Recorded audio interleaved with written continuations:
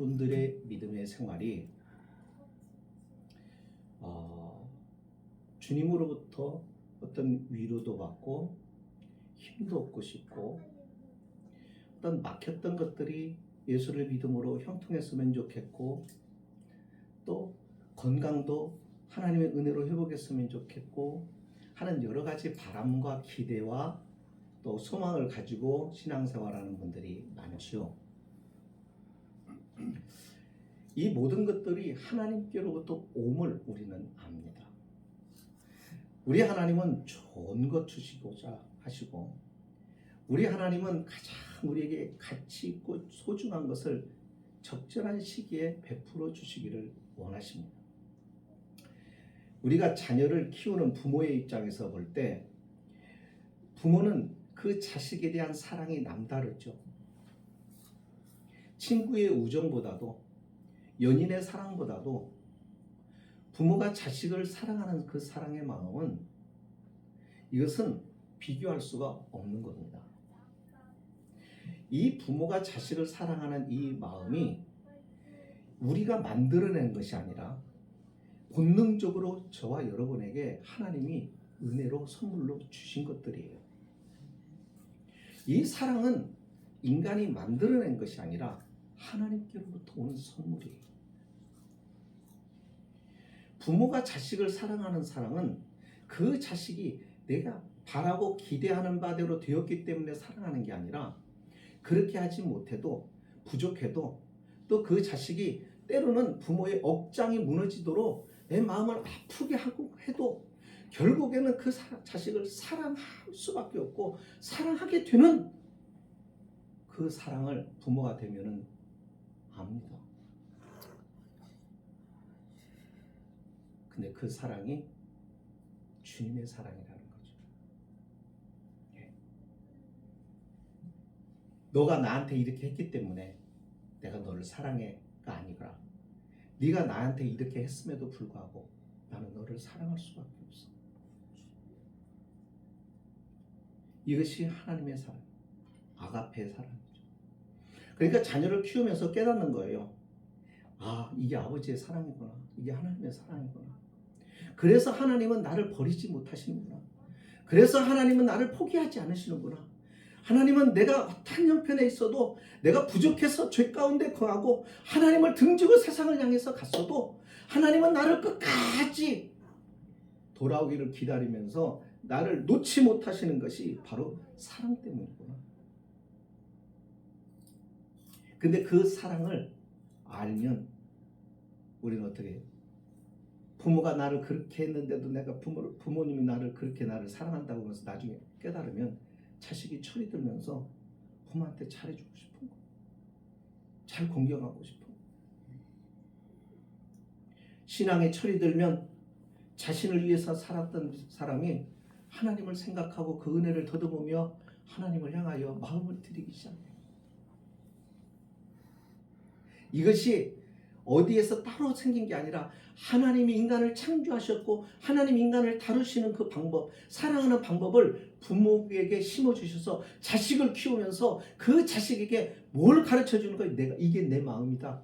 이걸 가르쳐주는 거예요. 그래서 하나님이 이 땅에 세우신 것, 하나님이 세우신 것, 이것은 교회와 가정, 딱 이 두 가지, 두 기관.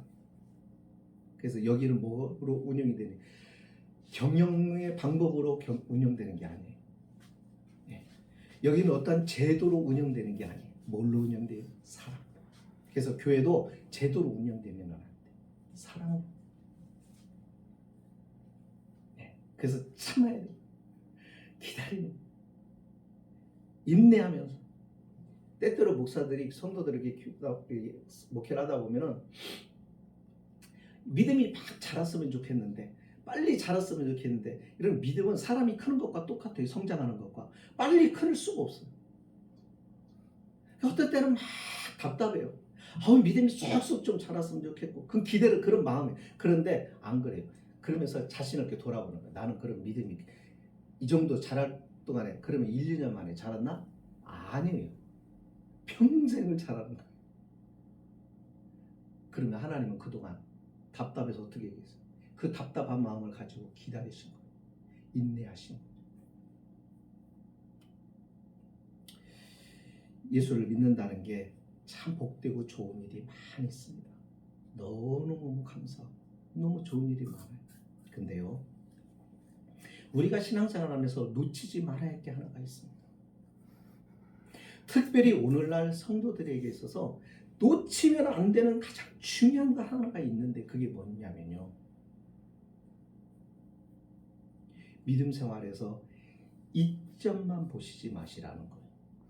무슨 얘기냐면 내가 신앙생활에서 유익을 얻을 것, 내게 도움이 되는 것, 내게 힘이 되는 것, 내게 유익한 것, 이것만 보고 믿음 생활 하시면 안 됩니다.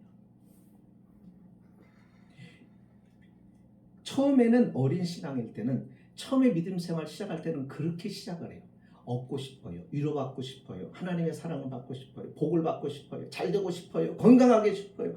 다 그런 바람으로 시작을 합니다만은 믿음의 생활이 어느 정도 진행이 되고 그러다 보면은 이제 무슨 일이 나타나기 시작하냐면 손해보거나 미움받거나 하는 일들이 생겨납니다.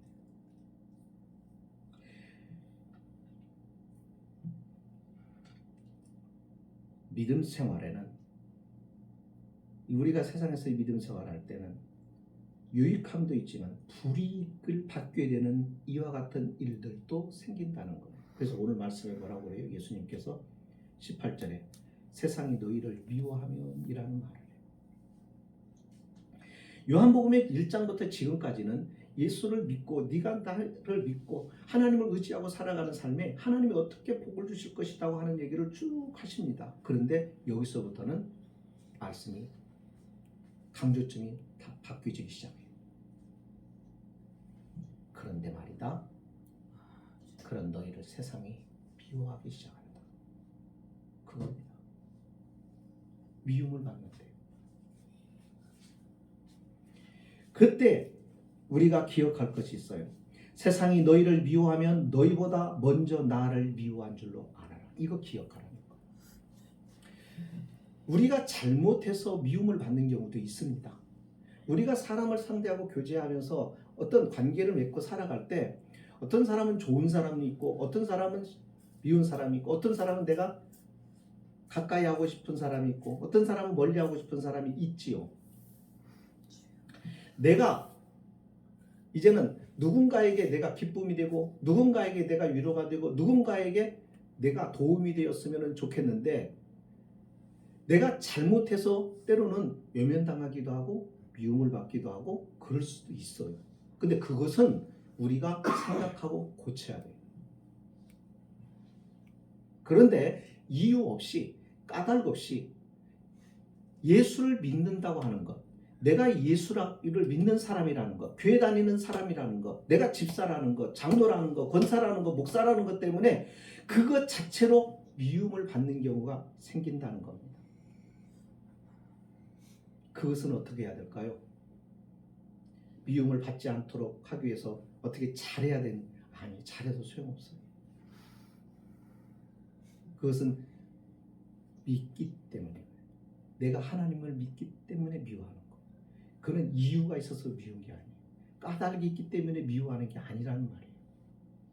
그러니까 그때는 억울하기도 하고 왜 저 사람이 저러지? 라고 이해가 안 되기도 합니다. 그런데 그때가 되면 서운한 마음이 들지 않고 뭘 기억하라? 주님을 먼저, 저 사람이 주님을 미워하기 때문에 나를 미워한다라고 생각하라는 거예요. 그리고 어떻게 하라는 거예요? 받아들이고 그것을 용납해라. 자, 오늘 말씀이 그 얘기예요. 우리가 이것을 알아야 돼요. 성도가 이것을 기억하고 살아가야 돼요.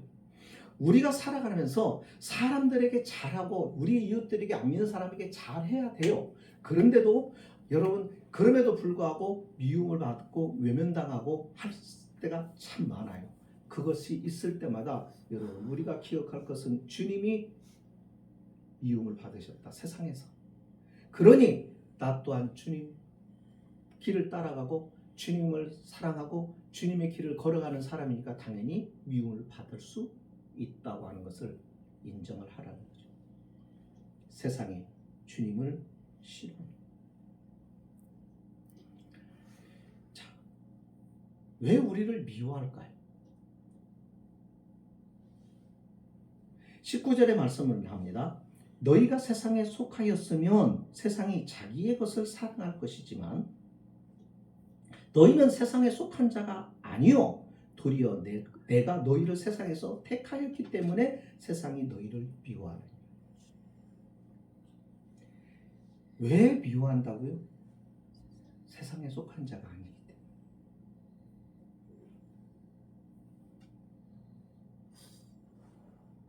세상은 하나님을 알지를 못해요. 그래서 예수님이 오셨을 때 그 예수님을 거부했어요. 그러니까 예수님을 따르는 사람, 예수님을 좋아하는 사람, 예수님을 닮아가려는 사람, 이 사람들의 삶이 독특한 거예요. 이해가 안 되는 거예요. 우리와 다른 거예요. 이질감을 느끼는 거예요. 그래서 미워해요. 세상과 같지 않아요. 그들의 체험이 달라요. 우리의 체험과 그들의 체험이 달라요. 우리는 하나님을 향하여, 주님을 향하여 충성을 합니다. 하늘의 세계를 바라보고 살아갑니다. 삶의 목표가 달라요. 가치가 달라요. 그래서 이질감을 느끼기 시작하는 거예요.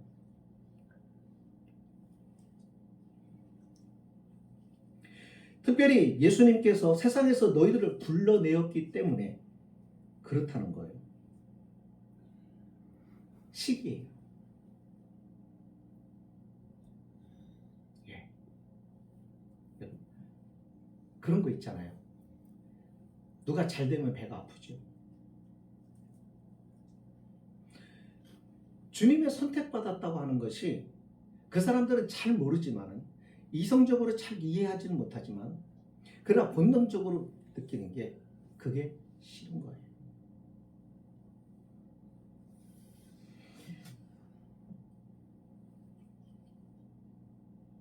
그래서 19절에도 말하잖아요. 도리어 내가 너희를 세상에서 택하였기 때문에 세상이 너를 미워하느니라.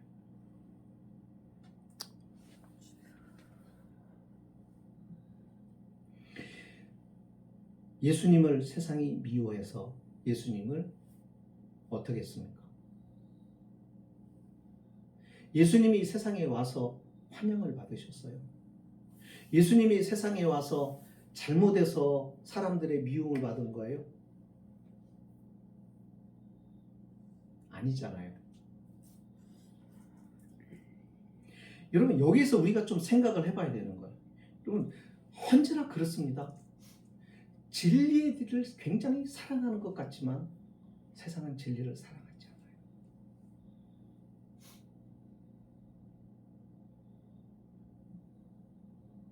거기서 우리가 진리를 따르는 사람들에 대한 환영하지 않아요.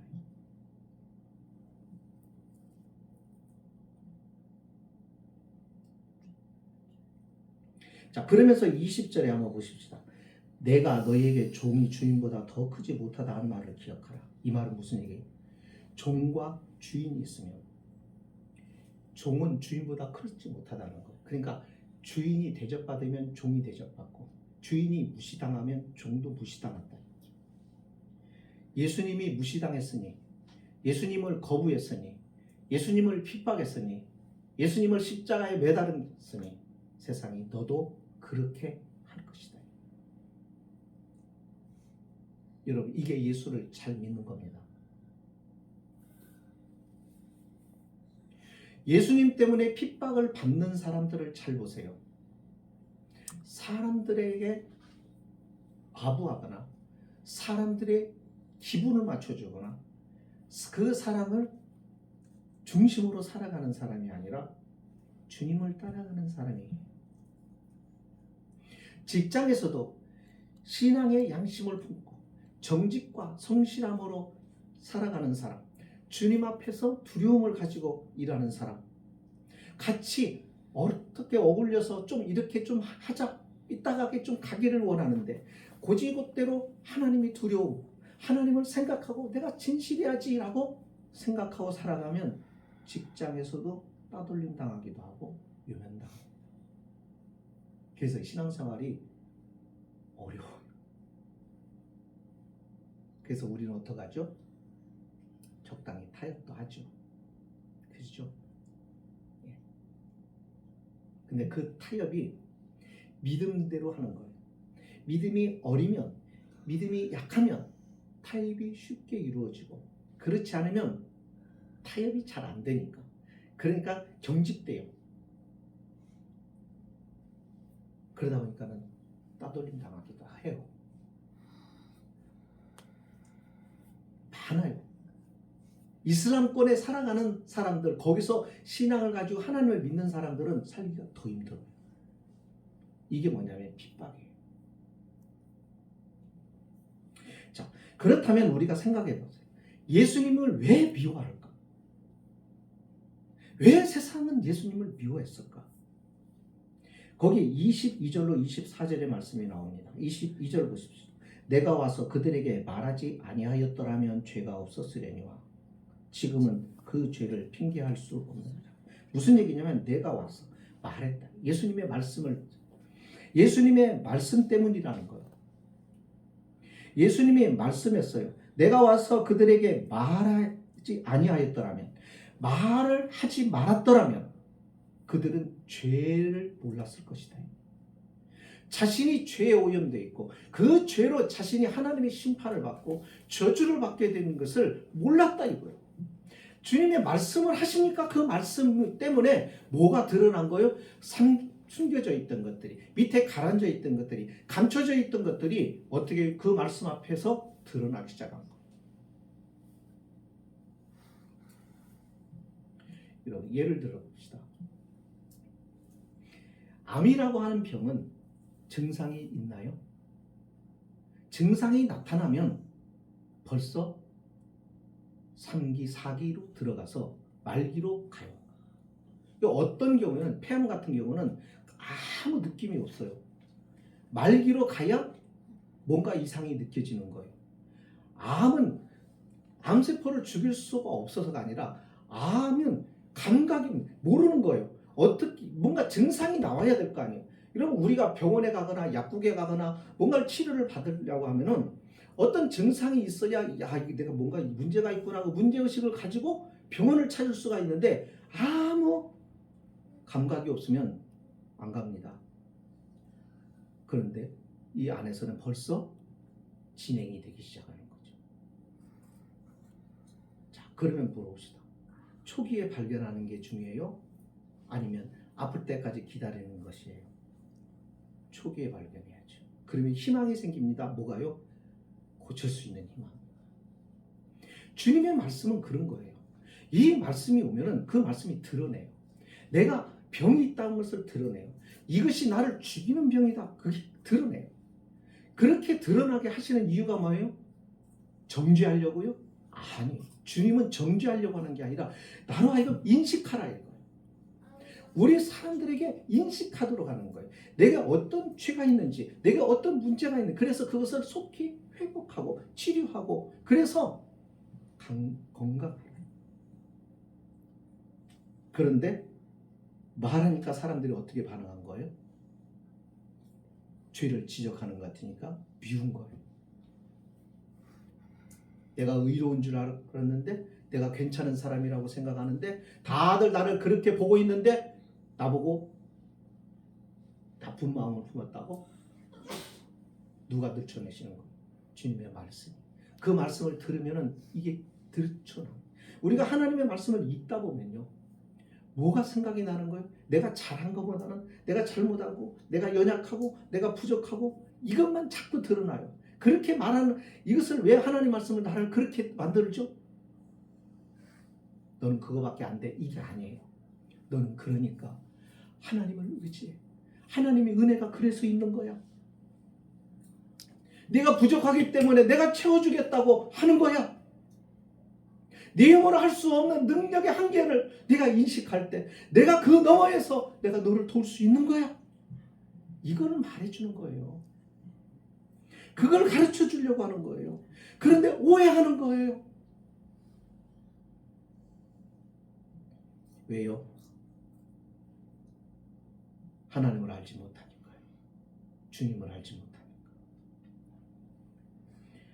또 여기 24절에는 내가 아무도 못한 일을 그들 중에서 하지 아니하였더라면, 아무도 하지 못한 일이 뭘까요? 죄인을 위해서 죽는 거 아니에요? 십자가에. 그러면 그들은 죄가 없거니 자기가 왜 죽는지도 모르고 왜 어디가 아픈지도 모르고 그렇게 살다가 어디로 가는 거예요? 그냥 지옥에 떨어지는 거죠. 근데 그거를 함으로 인해서 드러나는 거예요. 여러분 보면은 참 묘합니다. 어떤 사람들이 예수님을 우리가 그런 생각을 해요. 예수님을 사람들이 미워하지 않는다라고 얘기하는 사람들이 참 많아요. 안 믿는 사람도 예수님을 좋아한대요. 여러분들은 어떤 생각이세요?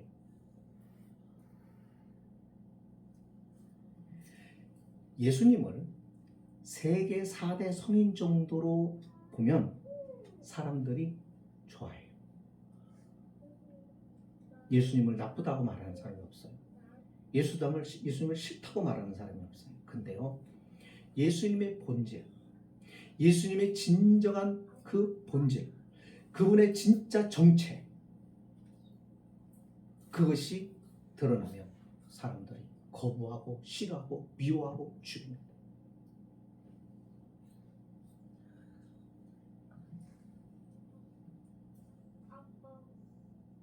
그렇지 않습니까? 예수님이 하나님이시라. 예수님이 우리를 위하여 죽으시기 위해서 오셨다. 십자가의 죽으심이 우리의 죄와 허물 때문이라고 여러분 그렇게 말해보시면 세상에 여러분들 싫어합니다. 비호합니다. 이게 진실한 사실이에요. 그러니까 우리가 세상을 살아가면서 지혜가 필요한 거예요. 예수님을 사람들이 좋아하는 줄로 알아요. 아닙니다. 예수님을 진짜 좋아하고 예수님을 진짜 사랑하면 예수를 믿는 우리도 진짜 좋아하고 사랑하죠. 아니에요.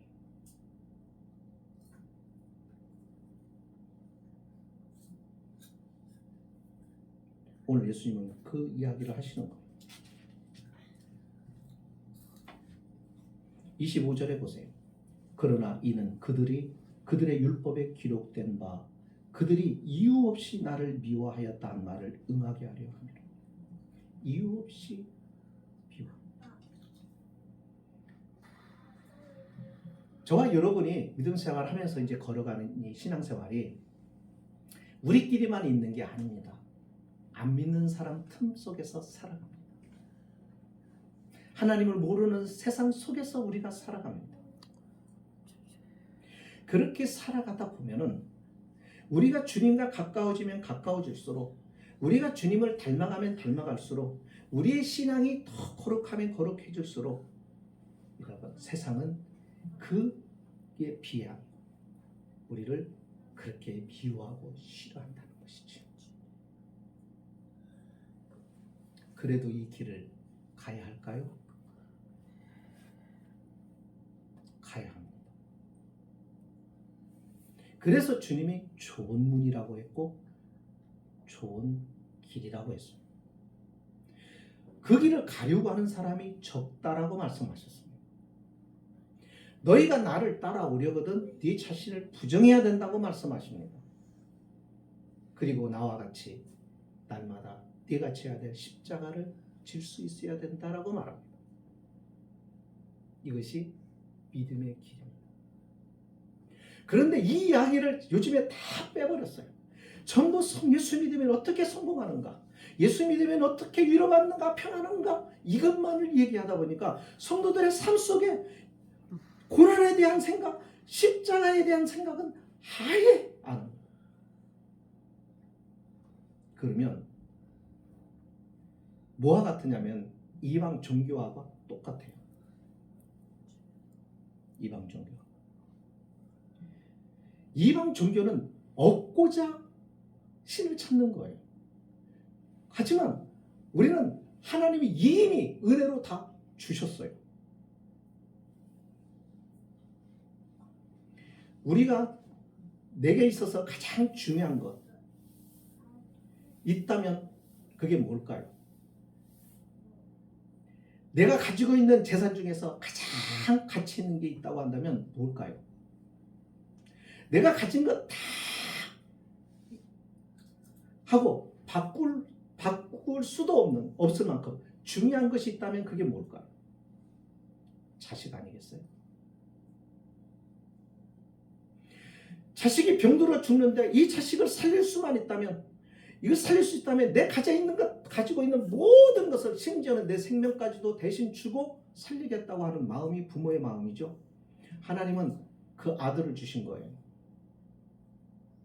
이 말은 무슨 얘기냐면 다 준 거예요. 내가 다 주어놓고 시작하는 거예요. 하나님은 우리에게 필요한 모든 것을 다 주어놓고 그 다음에 시작하는 거예요. 내가 다 주었다. 그러니까 우리는 다 소유한 거예요. 하늘과 땅에 있는 것들을 다 소유한 사람들이에요. 하나님의 은혜와 축복을, 하늘의 영광을 다 소유한 사람들이에요. 소유했으니까 그 다음에 소유한 자로서 어떻게 해서 넉넉함과 그리고 여유 있는과 그리고 조급한 마음을 갖지 않고 살아갈 수 있는, 모든 걸 소유한 사람인 것을 아니까. 그래서 어떻게 해요? 고난도, 사람들의 비난도, 미워함도 거뜬히 이겨낼 수가 있는 거예요. 이런 신앙생활을 하나님이 원하시는 거예요. 너희는 세상에 속한 자가 아니다. 세상에 살고 있으나 세상에 속한 자가 아니라 하늘에 속한 자이기에 세상이 너희를 미워한다. 그러니까 우리가 신앙생활을 이렇게 살펴보니 내가 세상 사람들에게 미움을 받는가? 잘못해서 말하는가? 잘못해서 미움을 당연히 받아야 되는 거예요. 그래서 고쳐야 되는 거예요. 그러나 내가 하나님을 잘 믿는 것 때문에, 내가 믿음 생활하는 것 때문에, 내가 예수님 때문에 세상 사람들이 나를 미워한다고 하면 여러분 신앙생활 잘하고 있는 겁니다. 그러나 그게 없다. 그러면 우리는 언벙덩벙 그냥 세상과 적당히 타협하면서 살아가는 사람일 수가 있어요. 그걸 우리가 점검하셔야 돼요.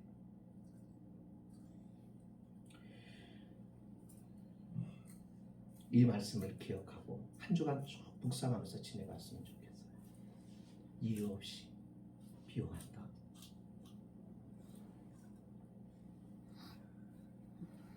세상이 믿지 않는 사람이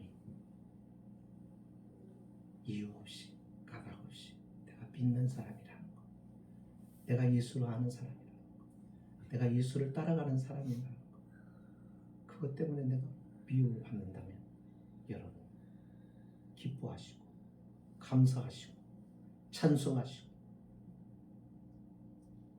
그 미움을 받는 사람이라면 벌써 알아요. 그래서 그 미움이 싫지 않아요. 세상에 그렇게 나를 미워하는 게 그렇게 싫지 않아요.